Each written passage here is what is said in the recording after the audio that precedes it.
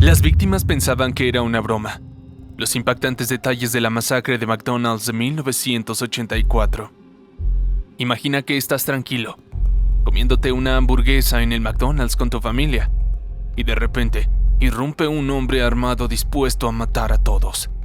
Suena a una película de terror, pero exactamente eso fue lo que sucedió el 18 de julio de 1984, en San Isidro, California.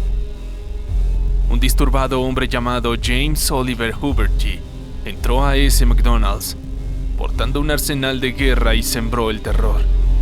Quédate hasta el final para descubrir qué pasó realmente en este sangriento episodio. James Oliver Huberty era un hombre que tuvo una infancia irremediablemente marcada por el abandono de su padre, cuando era apenas un niño. Su progenitor, que también padecía problemas de comportamiento explosivo, dejó a la familia en Pensilvania para irse lejos como misionero religioso. Eso sumió al pequeño James y a su madre en una precaria situación económica. Al verse privado tan temprano de la figura paterna, James se volvió un niño solitario, retraído y propenso a arranques emocionales que preocupaban a los vecinos. Ya en la adolescencia, su carácter irritable y violento no hizo más que empeorar. Continuamente se metía en problemas y discusiones por cualquier razón. Incluso las más pequeñas provocaciones desataban furiosas reacciones fuera de proporción. De adulto conocería a Edna Markland, con quien contrajo matrimonio en 1965 y juntos procrearon 2 hijas. Se establecieron en Massillon, Ohio, donde James trabajó muchos años como soldador en una fábrica local. No obstante, sus severos problemas de conducta nunca desaparecieron. En varias oportunidades amenazó a los vecinos blandiendo armas de fuego contra ellos.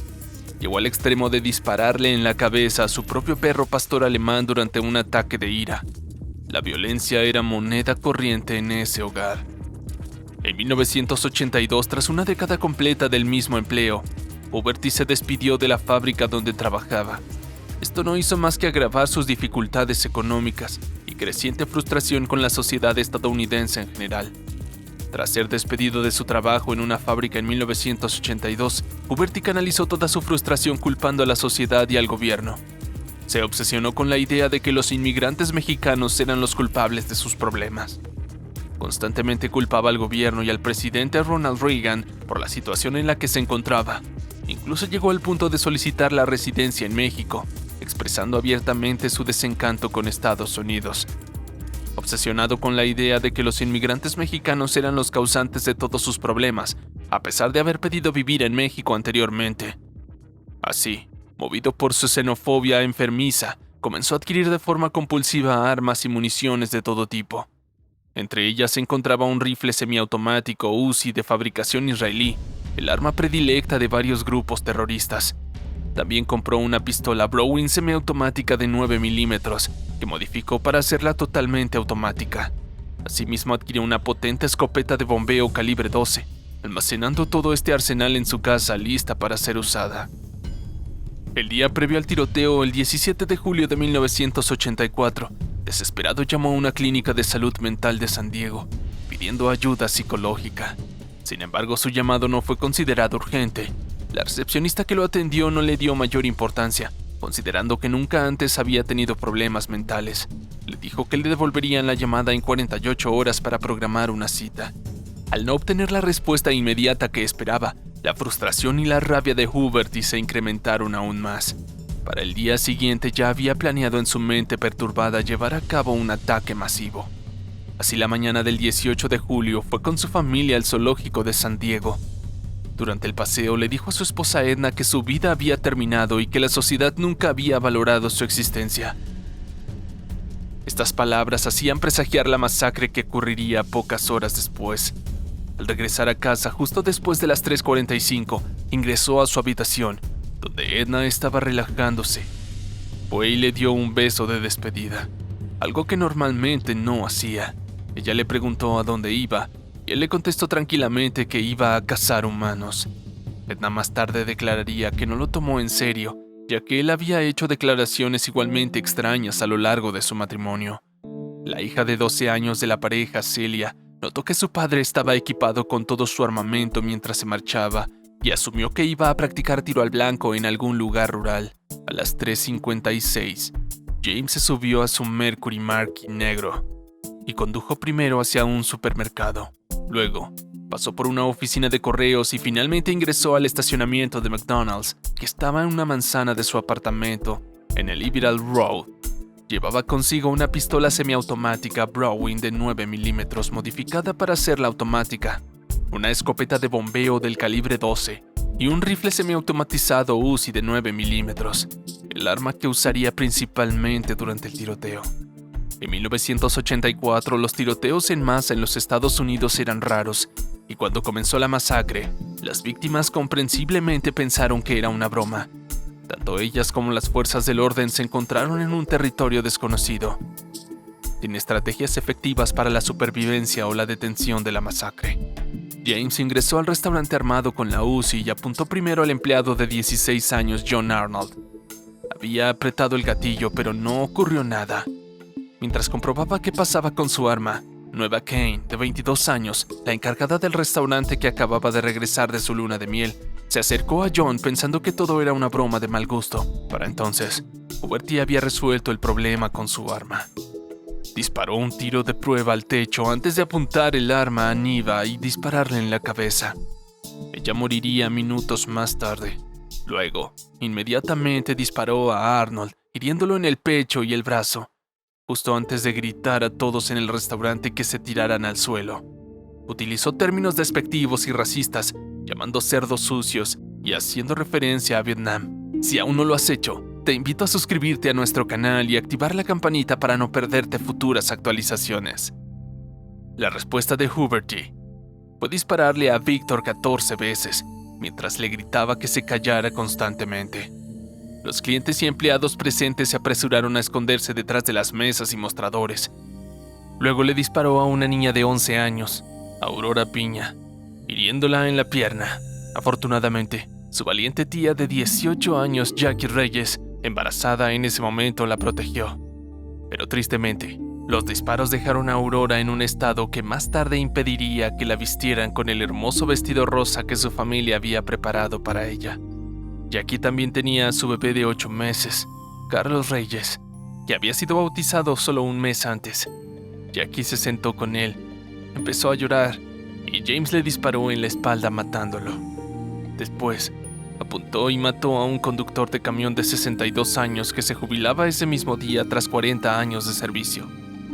La familia de Lawrence se enteró de su trágica muerte al ver su camión en el estacionamiento por la televisión horas después. A las 10:51, se acercó sigilosamente a la zona de juegos del restaurante donde una pareja protegía a su hijo y su amigo, bajo de las mesas con sus propios cuerpos.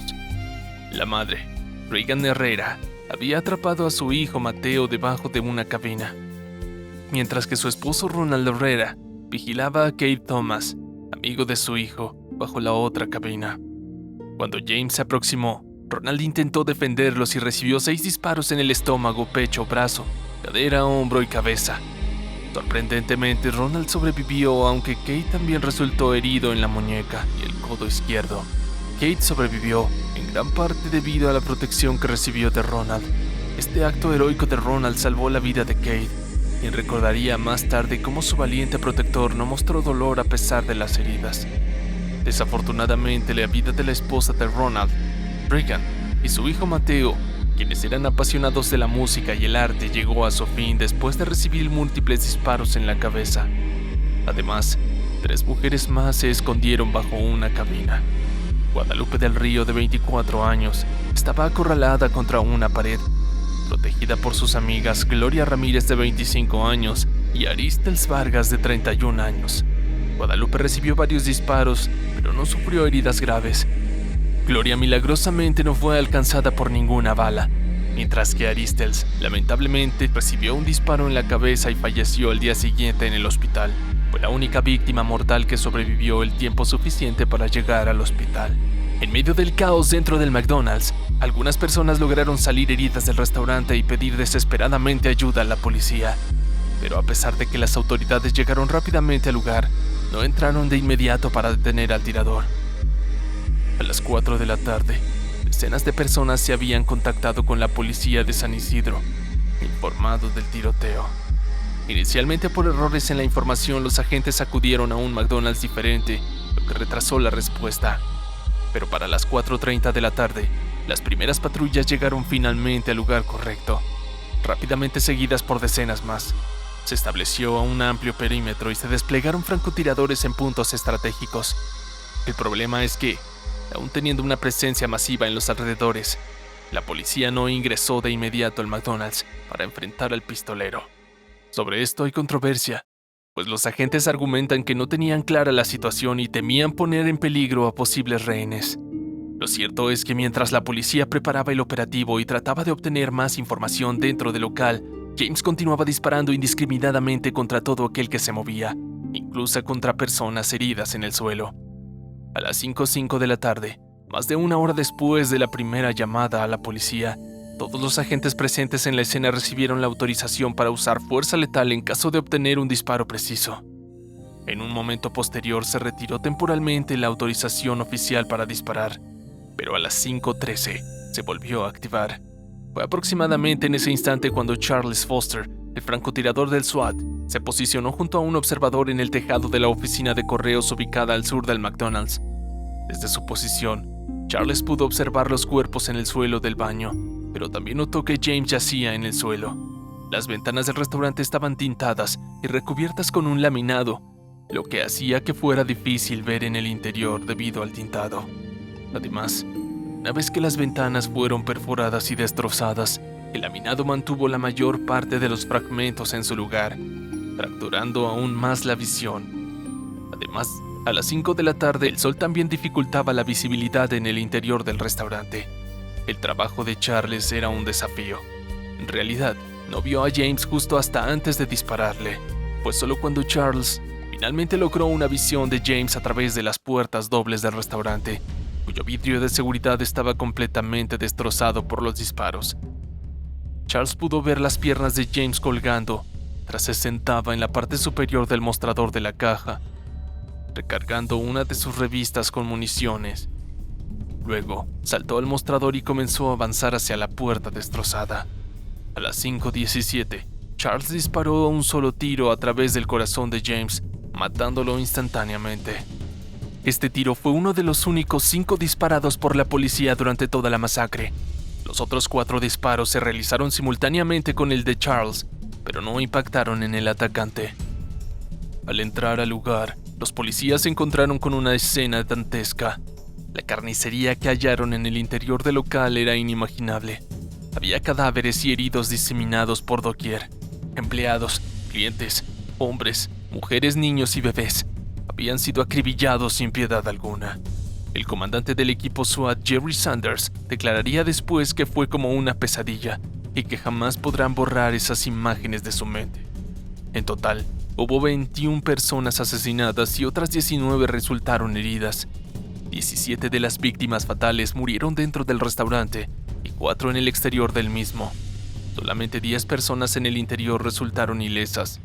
6 de ellos se habían escondido en el sótano y lograron salvar sus vidas milagrosamente.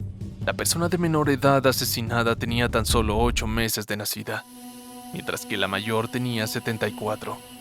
Fue una masacre con víctimas de todas las edades, sin distinción alguna. Una tragedia que sacudió a la comunidad de San Isidro de lo más profundo.